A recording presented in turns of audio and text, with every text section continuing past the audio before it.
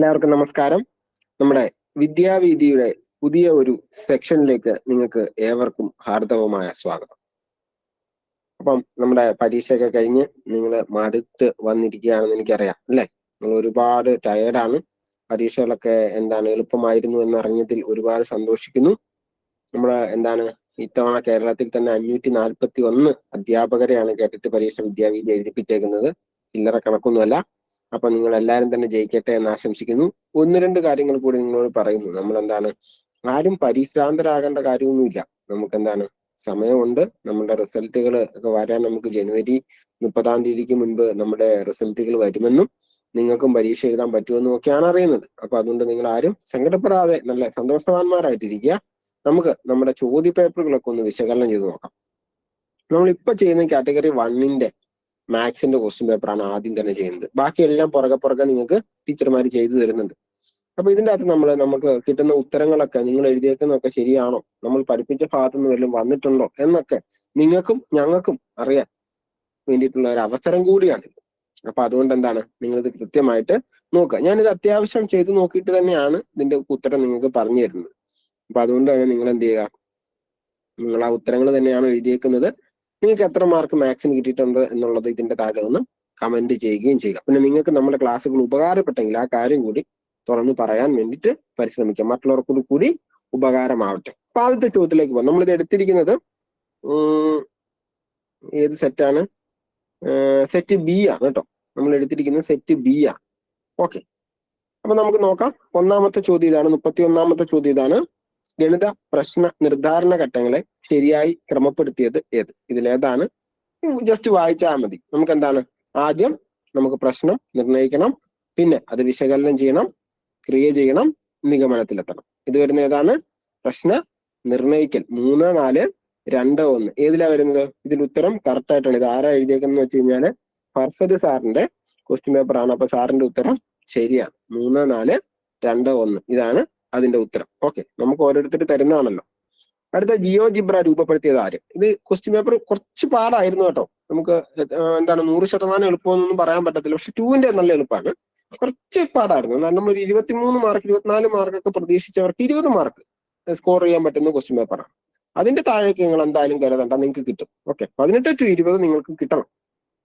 അടുത്തത് ജിയോജിബ്ര. നമ്മൾ ജിയോജിബ്രനെ കുറിച്ച് എല്ലാം പറഞ്ഞു, ഇന്നലത്തെ ക്ലാസ്സിലും കൂടി പറഞ്ഞിരുന്നു, കലാശക്കൊട്ടിലൊക്കെ പറഞ്ഞിരുന്നു. പക്ഷെ രൂപപ്പെടുത്തിയത് ആരെന്ന് മാത്രം പറയാൻ വിട്ടുപോയി.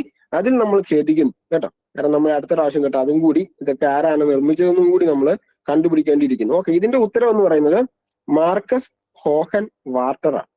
ഉത്തരം ബി ആണ്, മാർക്കസ് ഹോഹൻ വാർട്ടറാണ്. അടുത്ത 33-ാമത്തെ ചോദ്യം. ഒരു മോട്ടോർ സൈക്കിൾ 20 മീറ്റർ സഞ്ചരിക്കുന്നു. സമയം കൊണ്ട് ഒരു സൈക്കിൾ 14 മീറ്റർ സഞ്ചരിക്കുമെങ്കിൽ മോട്ടോർ സൈക്കിൾ 1.5 കിലോമീറ്റർ സഞ്ചരിക്കുന്നത്. അപ്പൊ നമ്മൾ കിലോമീറ്ററിനെ മീറ്ററിലേക്ക് ആക്കാനൊക്കെ ഇന്നലെ നമ്മൾ പഠിച്ചിട്ടുണ്ടായിരുന്നു. ഇവിടെ പറഞ്ഞേക്കുന്നത് 20 മീറ്റർ സഞ്ചരിക്കുമ്പോൾ ബൈക്ക് സഞ്ചരിക്കുമ്പോൾ സൈക്കിള് 14 മീറ്റർ സഞ്ചരിക്കും. അങ്ങനെയാണെങ്കിൽ 10 മീറ്റർ സഞ്ചരിക്കുമ്പോൾ ഇവിടെ എത്ര സഞ്ചരിക്കുമായിരിക്കും? നിങ്ങളൊന്ന് ആലോചിച്ച് നോക്കി. നമ്മൾ ഇങ്ങനെയാണ് ഈ ചോദ്യത്തിലേക്ക് എത്തേണ്ടത്. 7 മീറ്റർ സഞ്ചരിക്കും. 100 മീറ്റർ ഇവിടെ സഞ്ചരിക്കുമ്പോൾ ഇവിടെ എത്ര സഞ്ചരിക്കുമായിരിക്കും? അതായത് ഇവിടെ 10 ആണെങ്കിൽ 100 സഞ്ചരിക്കണമെങ്കിൽ നമ്മൾ എന്തോരം സഞ്ചരിക്കണം? സൈക്കിൾ എന്തോരം സഞ്ചരിക്കണം? 70 മീറ്റർ സഞ്ചരിക്കണം. 1000 കിലോമീറ്റർ സഞ്ചരിക്കണമെങ്കിലോ എത്ര സഞ്ചരിക്കണം? 700 മീറ്റർ. അങ്ങനെയാണെങ്കിൽ ഇത് 1500 സഞ്ചരിക്കുമ്പോഴോ ഇവിടെ 1000-ഉം, അതായത് ഇതിന്റെ പകുതിയും ഇതും കൂടി, അതായത് 7ഉം 3ഉം 10, 1050. അപ്പൊ ഇതിന്റെ അകത്ത് ഉത്തരം എന്ന് പറയുന്നത് ഡി ആണ്, 1050 മീറ്റർ. ഓക്കെ, നമ്മളിത് ചുമ്മാ ജസ്റ്റ് ഒന്ന് നമ്മുടെ യുക്തി ചിന്തയ്ക്കുള്ള അവസരം കൊടുക്കുക എന്നുള്ളതാണ്. അടുത്തത് നമ്മുടെ ഏതാണ്? 34-ാമത്തെ ചോദ്യം. 4-ൽ 3-നും 6-ൽ 5-നും ഇടയിലുള്ള സംഖ്യ. അത് നമുക്ക് എങ്ങനെയാണ് ചെയ്യുന്നതെന്ന് നിങ്ങൾക്ക് അറിയാം. നമ്മൾ ഭിന്നസംഖ്യകളുടെ ക്ലാസ്സിൽ പറഞ്ഞിട്ടുള്ളതാണ്. നമുക്ക് എല്ലാ സംഖ്യകൾക്കും നടുക്കുള്ളതിനെ കണ്ടെത്താനായിട്ട് നമ്മൾ ആ സംഖ്യകൾ എഴുതുക, തമ്മിൽ കൂട്ടുക എന്നാണ് പറഞ്ഞേക്കുന്നത്. 3 5 5 3 8, 6 4 10. ഇതൊരു നടുക്കുള്ള സംഖ്യയാണ്. അപ്പൊ നമ്മൾ ഇതിനെ അടുത്തത് നടുക്ക് എഴുതുന്നു. എന്നിട്ട് എന്ത് ചെയ്യുന്നു? പിന്നെ ഇത് രണ്ടും കൂടെ കൂട്ടി 3 8ഉം 8 2 10 1 11, 11/14. ഇങ്ങനെ നമുക്ക് നടുക്കുള്ള സംഖ്യകളെ കണ്ടെത്തി വരുമ്പോൾ നമുക്ക് ഇതിന്റെ അകത്ത് കിട്ടുന്ന ഉത്തരം എന്ന് പറയുന്നത് 36-ൽ 29 ആണ്. അപ്പം ഇതിന്റെ അകത്ത് ഉത്തരം എന്ന് പറയുന്നത് ഓപ്ഷൻ സി 36 29. ഇനി അടുത്തത് 35-ാമത്തെ ചോദ്യമാണ്. 35-ാമത്തെ ചോദ്യം, 5 അക്കമുള്ള ഏറ്റവും ചെറിയ ഒറ്റ സംഖ്യയിൽ നിന്നും 4 അക്കമുള്ള ഏറ്റവും വലിയ ഇരട്ട സംഖ്യ കുറച്ചാൽ എത്ര? നമ്മൾ ആ വലിയ എന്താണ് ഇന്നലെ നമ്മള് നിശേഷം ഹരിക്കുക, നിശേഷം ഗുണിക്കുക എന്നൊക്കെ പറയുമ്പോൾ ആ ഒരു ഭാഗത്ത് നമ്മൾ പറഞ്ഞതാണ് ഏറ്റവും വലിയ സംഖ്യയും ചെറിയ സംഖ്യയൊക്കെ കണ്ടെത്തേണ്ടി വരും. 5 അക്ക സംഖ്യ എന്ന് പറയുമ്പോൾ 1 0 0 0 1 1 2 3 4 5 അക്കമായി. ഇനി ഏറ്റവും വലിയ ഇരട്ട സംഖ്യ എന്ന് പറയുമ്പം 9 9 9 8. ഇനി ഇത് കുറച്ചാൽ മതി. അപ്പൊ നമുക്ക് എത്ര കിട്ടും? ഉത്തരം 3 കിട്ടുന്നത്. അപ്പം ഓപ്ഷൻ എ ആണ്. ഇതും ഫർഹദ് മാഷിന്റെ ഉത്തരം അടയാളപ്പെടുത്തിയിരിക്കുന്നത് ശരിയാണ്. ഓക്കെ. ഇനി അടുത്തത്, ഇത് നമ്മള് സംഖ്യകളുടെ തുക, ആദ്യത്തെ സംഖ്യയും അവസാനത്തെ സംഖ്യയും തന്നാല് സംഖ്യകളുടെ തുക കണ്ടെത്തുന്നത് എങ്ങനെയാണെന്ന് നമുക്ക് കൃത്യമായിട്ട് അറിയാം. ഇതിന്റെ ഉത്തരം ഞാൻ ചെയ്ത് കാണിക്കേണ്ട കാര്യമൊന്നുമില്ല. 80 470 ആണ്. ഓപ്ഷൻ സി ആണ്. ഓക്കെ. അടുത്ത 37 നമുക്ക് നോക്കാം. ഗണിത പഠനത്തിൽ സർഗാത്മകത വളർത്താൻ അനുയോജ്യമല്ലാത്ത മാർഗം. അനുയോജ്യമായതല്ല, ഇത് നമ്മൾ പെഡഗോജിയുടെ ക്ലാസ്സിൽ കൃത്യമായിട്ട് പഠിച്ച കാര്യമാണ്. നിങ്ങൾക്ക് വന്നില്ല എന്ന് ഒരിക്കലും പറയാൻ പറ്റത്തില്ല. നമ്മൾ പഠിച്ച കാര്യമാണ്. എന്ത്? നിർമ്മാണ പ്രവർത്തനങ്ങളിൽ ഏർപ്പെടൽ, സംഖ്യാപാറ്റേണുകൾ തയ്യാറാക്കൽ, ശേഖരിക്കൽ, ഗണിത കഥകൾ, പതിപ്പുകൾ എന്നിവ തയ്യാറാക്കൽ, ശേഖരിക്കൽ. അപ്പൊ ഇതിന്റെ അകത്ത് ഉത്തരം അല്ലാതെ വരുന്ന ഏതാണ്? ധാരാളം ഗണിത പ്രശ്നങ്ങൾ നിർദ്ധാരണം ചെയ്യൽ. ഓക്കെ. അപ്പൊ അതുകൊണ്ട് ആ ഒരു പ്രശ്നം നമുക്ക് ഇല്ല. ഇനി 38-ാമത്തെ ചോദ്യം നമുക്ക് നോക്കാം. ഇതിന്റെ ഉത്തരം ഓപ്ഷൻ സി ആണ് കേട്ടോ. ഇനി 38-ാമത്തെ ക്വസ്റ്റിനിലേക്ക് നമുക്ക് നോക്കാം. തന്ത്ര സംഗ്രഹം. ഇതിന്റെ മാർക്ക് നമ്മൾ ഐശ്വര്യ ടീച്ചറിന് കൊടുക്കണം. കണ്ണൂരുള്ള ഐശ്വര്യ ടീച്ചർ നമ്മളെ നിരന്തരമായിട്ട് ശല്യപ്പെടുത്തിയിരുന്നു. കേരളത്തിലെയും ഇന്ത്യയിലെയും പ്രധാനപ്പെട്ട എല്ലാ ഗണിത ശാസ്ത്രജ്ഞന്മാരുടെയും രചനകൾ ഏതാണെന്ന് ചോദിച്ചു ഞാനൊരു ദിവസം ഒരു 7.5 മിനിറ്റുള്ള വോയിസ് മെസ്സേജ് നിങ്ങൾക്ക് ഇട്ട് തന്നിരുന്നു. അതിൻ്റെ അകത്ത് ഞാൻ കൃത്യമായിട്ട് പറഞ്ഞിരുന്നതാണ് 38-ാമത്തെ ഉത്തരം സോമയാജിയാണ് എന്നുള്ളത്. ഓക്കെ.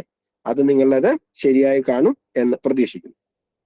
ഇനി അടുത്തത് 39-ാമത്തെ ചോദ്യമാണ്.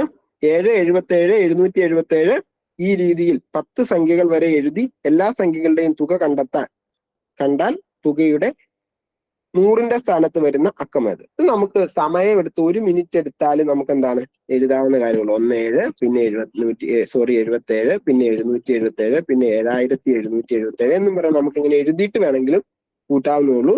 ആ സംഖ്യ നമുക്ക് കൂട്ടുമ്പോൾ കിട്ടുന്ന സംഖ്യ എന്ന് പറയുന്നത് 8 64 19 75 300 എന്ന് പറയുന്ന ഒരു സംഖ്യയാണ് കിട്ടുന്നത്. ഇതിന്റെ 100ന്റെ സ്ഥാനത്ത് നമ്മൾ ഇന്നലെ പറഞ്ഞത് 100ന്റെ സ്ഥാനത്ത് വരുന്ന സംഖ്യ എന്നേ ചോദിച്ചിട്ടുള്ളൂ, സ്ഥാനവിലയൊന്നും ചോദിച്ചിട്ടില്ല. ഇത് ഒറ്റയുടെ സ്ഥാനം, 10ന്റെ സ്ഥാനം, 100ന്റെ സ്ഥാനം. ഇവിടെ 100ന്റെ സ്ഥാനത്ത് വരുന്നത് 3 ആണ്. ഫർഹദ് മാഷിന്റെ ഉത്തരം ചെറുതായിട്ടും തെറ്റിപ്പെടേണ്ട, സങ്കടപ്പെടേണ്ട, ബാക്കിയൊക്കെ ഏറെക്കുറെ ശരിയാണ്. ഓക്കെ. അടുത്ത നമുക്ക് 40-ാമത്തെ ചോദ്യം നോക്കാം. താഴെ തന്നിരിക്കുന്നവയിൽ അഭാജ്യ സംഖ്യ ഏത്? നമ്മൾ ഇന്നലെ കോഡൊക്കെ വെച്ച് പഠിച്ചതാണ്. അതുകൂടാതെ അഭാജ്യ സംഖ്യകൾ ഏതൊക്കെയാണ് 100 വരെ ഉള്ളതെന്ന് ഞാൻ ഇന്നലെ എഴുതിയിട്ട് തന്നാണ്. നമുക്ക് 90-നും 100-നും ഇടയ്ക്കും ഒരേ ഒരെണ്ണം ഉള്ളൂ.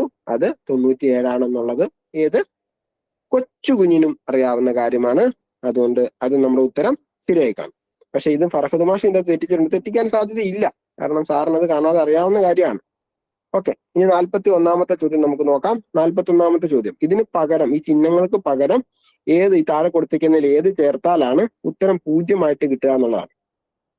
അത് നമുക്ക് ഉത്തരം ഓപ്ഷൻ എ ആണ്. ഭാഗം മൈനസ് ഇൻറ്റു പ്ലസ് ചേർത്തിട്ട് ക്രിയ ചെയ്ത് കഴിഞ്ഞാൽ ഉത്തരം 0 കിട്ടും. ഓക്കെ. ഇനി അടുത്തത് 8200 എന്ന സംഖ്യ ഒരു പൂർണ്ണ വർഗമാകാൻ അതിനോട് കൂട്ടാവുന്ന ഏറ്റവും ചെറിയ സംഖ്യ. ഏറ്റവും ചെറിയ സംഖ്യ എന്ന് ചോദിക്കുമ്പോൾ നമ്മൾ ചെറുത് ഓപ്ഷനുകൾ എടുത്തിട്ട് കൂട്ടി അതിന്റെ സ്ക്വയർ റൂട്ട് ഒന്ന് കണ്ടു നോക്കുന്നതായിരുന്നു നമുക്ക് എളുപ്പം. ഇവിടെ നമുക്ക് ഉത്തരം വരുന്നത് ഓപ്ഷൻ സി ആണ്, 81. കാരണം എന്താണ്? 8281 എന്ന് പറയുന്നത് 91ന്റെ വർഗമാണ്. ഓക്കെ. അപ്പം ഓപ്ഷൻ സി ആണ് 81. ഇനി അടുത്തത് 43. ശാസ്ത്രത്തിലേക്കുള്ള കവാടവും താക്കോലും ഗണിതമാണ് എന്ന് പ്രസ്താവിച്ചത് നമ്മൾ പറഞ്ഞിട്ടുള്ള ചോദ്യം ആയിരുന്നില്ല. ഞാൻ പറഞ്ഞു തന്നിട്ടില്ലായിരുന്നു. ഇനി പെഡഗോജി ക്ലാസ്സിൽ അൽഫോൻസ് ടീച്ചറോ അങ്ങനെ ആരെങ്കിലും ഒക്കെ പറഞ്ഞു തന്നിട്ടുണ്ടോ എന്ന് എനിക്കറിയില്ല. ഇത് ഞാൻ പറഞ്ഞു തരാത്തൊരു ചോദ്യം തന്നെയാണ്. ശാസ്ത്രത്തിലേക്കുള്ള കവാടവും താക്കോലും ഗണിതമാണ് എന്ന് പ്രസ്താവിച്ചത്. ഉത്തരം നമുക്ക് വരുന്നത് 43-ന്റേത് റോജർ ബേക്കൺ ആണ്. റോജർ ബേക്കൺ ആണ്. നിങ്ങൾ ഇതിന്റെ ഉത്തരം കറക്റ്റ് ആയിട്ട് എഴുതിയിട്ടുണ്ടോ ഇല്ലെന്ന് എനിക്ക് അറിയത്തില്ല. എന്തായാലും ഞാനിത് പറഞ്ഞു തരാത്തൊരു ചോദ്യമാണ്. ഓക്കെ. ഇനി അടുത്തത് നമുക്ക് നോക്കാം. 44. ഇത് നമ്മൾ ഇന്നലെ ചെയ്ത ക്വസ്റ്റ്യൻ ആണ്. 100-നും 999 ഇടയിൽ 5 കൊണ്ട് ഹരിക്കാൻ കഴിയുന്ന എത്ര മൂന്നക്ക സംഖ്യകളുണ്ട്? ഇവിടെ നമുക്ക് മൊത്തത്തിൽ കണ്ടുപിടിച്ചിട്ട് അതിൽ നിന്ന് എന്ത് ചെയ്താൽ മതി? രണ്ടക്ക സംഖ്യകൾ കുറച്ചാൽ മതി എന്നൊക്കെ ഞാൻ നിങ്ങളോട് കൃത്യം പറഞ്ഞിട്ടുണ്ടായിരുന്നു. നമുക്ക് മൊത്തത്തിൽ നോക്കുമ്പോൾ 199 സംഖ്യകളാണ് ഉള്ളത് അല്ലെ. 55 45. അപ്പൊ നമുക്ക് 199 ആണുള്ളത്. അതിൽ നിന്ന് നമ്മൾ 100 വരെ 99 വരെ രണ്ടക്ക സംഖ്യകളാണ്. അത് കുറച്ച് കഴിഞ്ഞാൽ നമുക്ക് കിട്ടുന്നത് 180 കേട്ടോ. 180 ഉത്തരവായിട്ട് കിട്ടുക. ഇനി അടുത്തത് ELPS. ഇത് ഞാൻ കൃത്യമായിട്ട് പറഞ്ഞു തന്ന സാധനമാണ് ELPS. ELPS എന്നതിനെ കുറിച്ച് ശരിയല്ലാത്ത പ്രസ്താവന ഏത്? നമുക്ക് സംശയിക്കേണ്ട കാര്യമൊന്നുമില്ല. വായിച്ചു നോക്കുമ്പോൾ തന്നെ നമുക്കറിയാം ഉത്തരം D ആണ്. മത്സര സ്വഭാവം വളർത്തുന്നു. ഇനി താഴെ കൊടുത്തിരിക്കുന്നവയിൽ ഗണിത പഠനത്തിന് ഉപയോഗിക്കാത്ത സോഫ്റ്റ്വെയർ. ഇതിനകത്ത് നമുക്ക് ഇന്നലെ പറഞ്ഞ രണ്ടെണ്ണം നമുക്ക് അറിയത്തില്ലാത്തതാണ് ചിലതൊക്കെ. അതുകൊണ്ടാണ് നിങ്ങൾക്കൊരു ഫിസിയോ ഗെയിം, അത് നമുക്ക് കണക്കിൻ്റെതാണ്. സുഡോക്കു അത് പസിലുമായി ബന്ധപ്പെട്ടാണ്. ലാറ്റക്സ് കണക്കിന്റെയാണ്. പെടാത്തതെന്ന് പറയുന്നത് G പ്ലേറ്റ്സ് ആണ് കേട്ടോ. G പ്ലേറ്റ്സ് ആണ് ഇതിൻ്റെ അകത്ത് പെടാത്ത സോഫ്റ്റ്വെയർ. ഇനി 47 താഴെ കൊടുത്തിരിക്കുന്നവയിൽ ആഗമന രീതിയുടെ സവിശേഷത ഏത്? ആഗമന രീതിയുടെ സവിശേഷത ഏത്? ഉത്തരം ശരിയാണ്.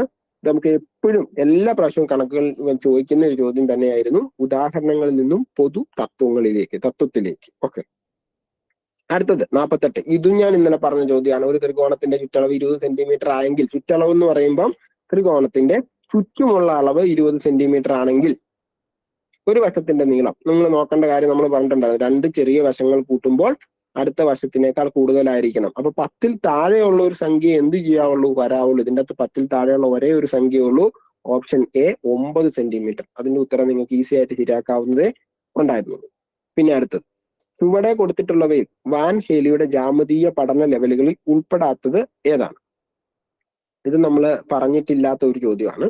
നമ്മൾ ഈ ഒരു ചോദ്യം പറഞ്ഞിട്ടില്ലായിരുന്നു. ചുവടെ കൊടുത്തിട്ടുള്ളവയിൽ വാൻ ഹേലിയുടെ ജാമിതീയ പഠന ലെവലുകളിൽ പെടാത്തത് ഉത്തരം D ആണ് കേട്ടോ. അളക്കൽ. അടുത്ത പ്രാവശ്യത്തെ നമ്മൾ അടുത്ത ബാച്ചിലൊക്കെ നമ്മൾ ഇത് നമ്മളിങ്ങനെ പെടുത്തണമെന്ന് നമുക്ക് അറിയാണ്ട് പോയി. ഇതൊക്കെ നമ്മൾ അടുത്ത പ്രാവശ്യം പെടുത്തുന്നതായിരിക്കും. ഓക്കെ. ഇനി അടുത്തത് 50ാമത്തെ ചോദ്യമാണ്. 1 മുതൽ 99 വരെയുള്ള ഇത് ശരിയാക്കാത്തവരാരും കാണില്ല. സാറ് ശരിയാക്കിയിട്ടുണ്ട്. കാരണം എന്താന്ന് വെച്ച് കഴിഞ്ഞാൽ നമുക്കറിയാം 0 ഏറ്റവും കുറച്ച് പ്രാവശ്യം വരുന്നത്. കാരണം എവിടെയാണ് 0 വേണ്ട? 1 മുതൽ എന്നുള്ളിടത്ത്, പിന്നെ വരുന്നിടത്ത് 10, പിന്നെ 20, പിന്നെ 30 എന്നും പറഞ്ഞ ഏറ്റവും കുറവായിട്ട് നമുക്ക് ഉപയോഗിക്കേണ്ടി വരുന്ന 0 ആണ്. അപ്പൊ അതിന്റെ ഉത്തരം B 0 ആണ് കേട്ടോ.